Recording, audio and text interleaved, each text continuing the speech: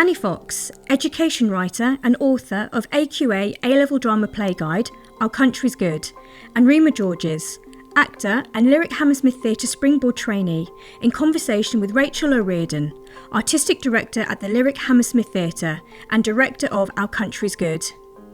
There are 3 chairs in the centre of a room with grey carpet and floor-to-ceiling windows behind them. Annie Fox is sat on the chair on the right.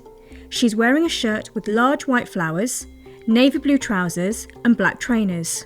She has short grey hair and is wearing spectacles, along with large blue and yellow earrings. Rima Georges is sat on the chair in the centre. She's wearing a pink shirt, pink shorts and black flip-flop sandals. She has dark brown, shoulder-length curly hair. Rachel O'Riordan is sat on the chair to the left. She's wearing a long blue sleeveless dress with a black belt and gold sandals. She has blonde shoulder-length hair. What excites you about directing this production of Our Country's Good?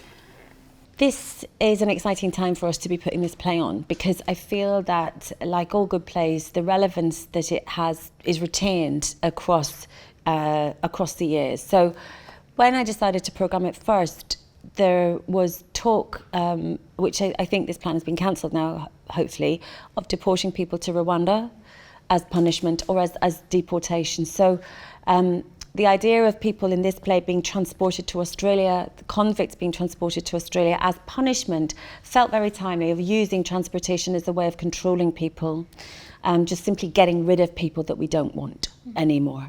I also think it's a play that really talks about theatre and how important theatre is, and culture should be available to everyone. It's an argument that's made in the play that culture should be not just for the rich, but for everybody. And as anyone who knows me will know, that's something I really do believe, and something that we believe here at the Lyric. So it felt like it was the right play for us to do.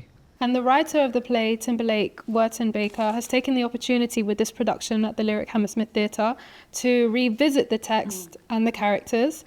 How are you going to approach these changes, and why has it been such an important part of the creative process? There's many answers to that, but to focus on one example, one of the character tracks was a character called the Aborigine, Black Caesar, and Watkins Henge. So I really wanted to do the play, but I didn't want to do a play, and that would be played by the same actor. And traditionally that has been played by a Black British actor in the UK.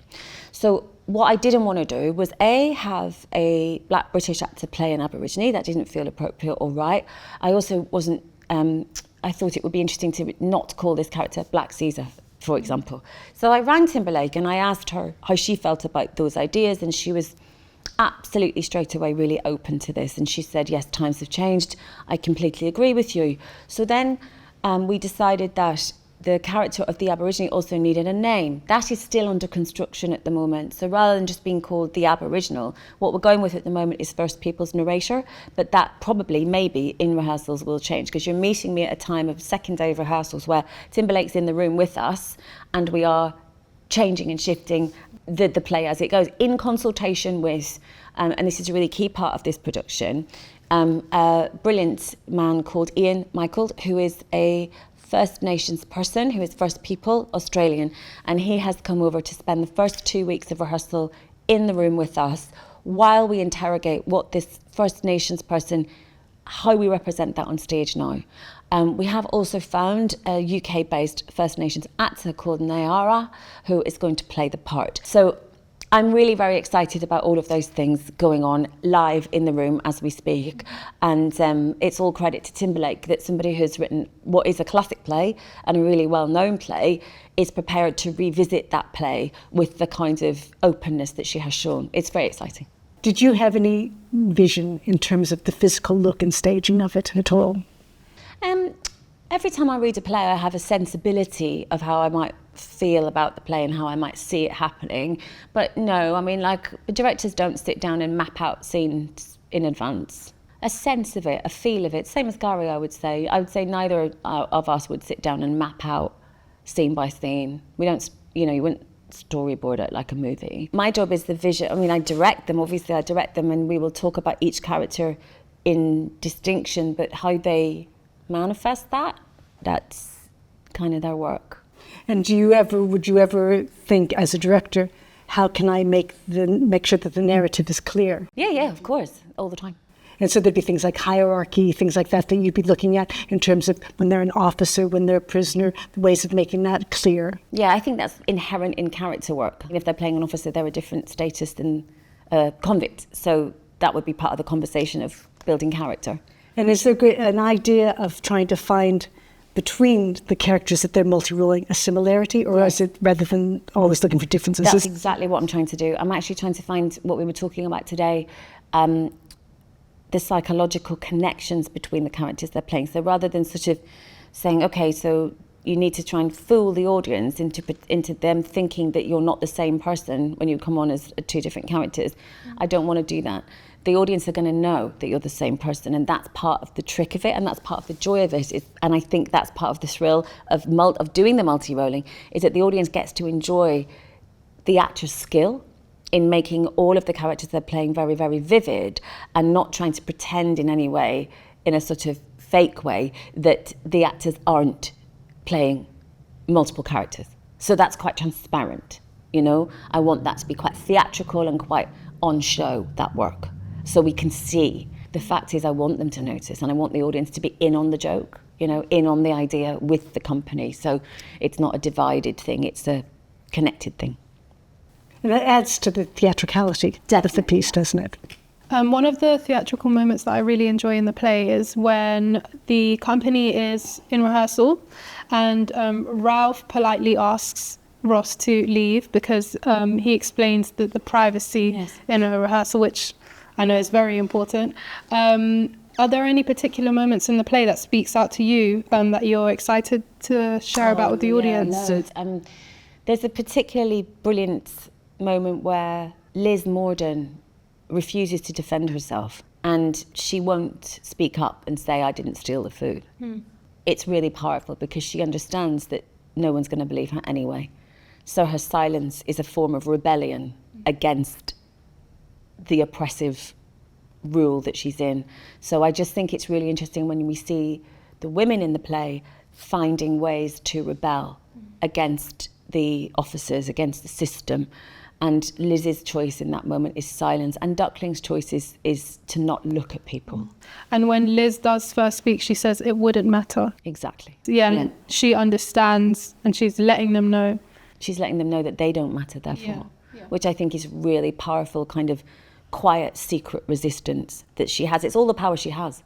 All the power she has is not to grass up anybody else and not to participate in a system that is corrupt. So that, I mean, there's many, but that's one.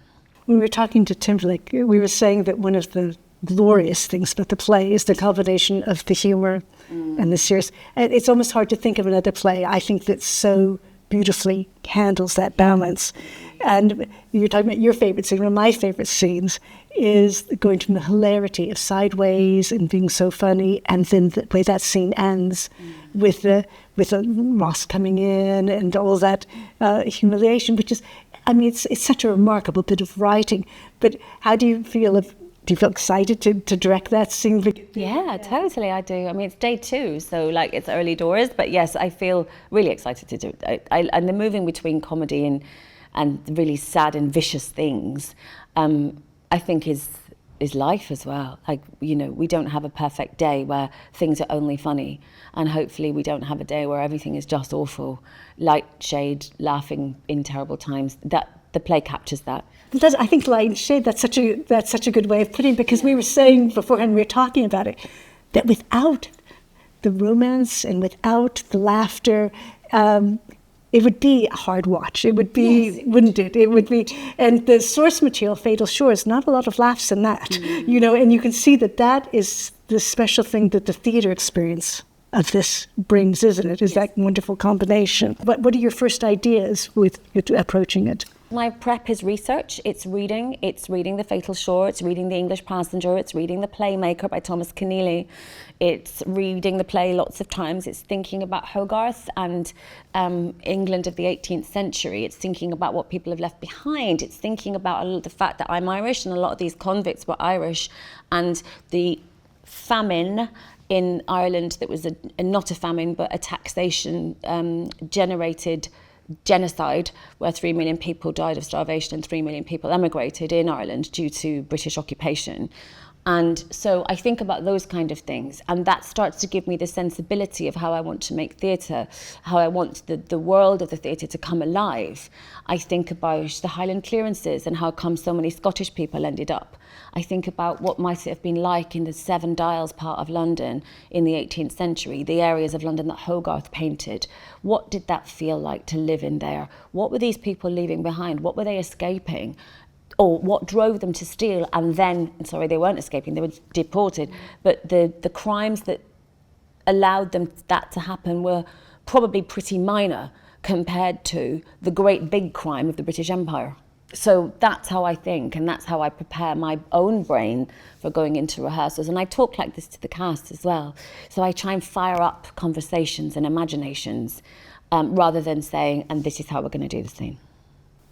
So it's like you're getting a combination of an emotional and an intellectual response to these materials, and then that is then embodied by what happens in the rehearsal room. And then you lead a room. You lead a room if you're the director, and you hope that you bring people with you on a journey where they feel that they can bring also their own experiences into the room, and they can bring things they feel about, and they can, it's all about character work. Basically everything is about character work. So for me, character work comes from context.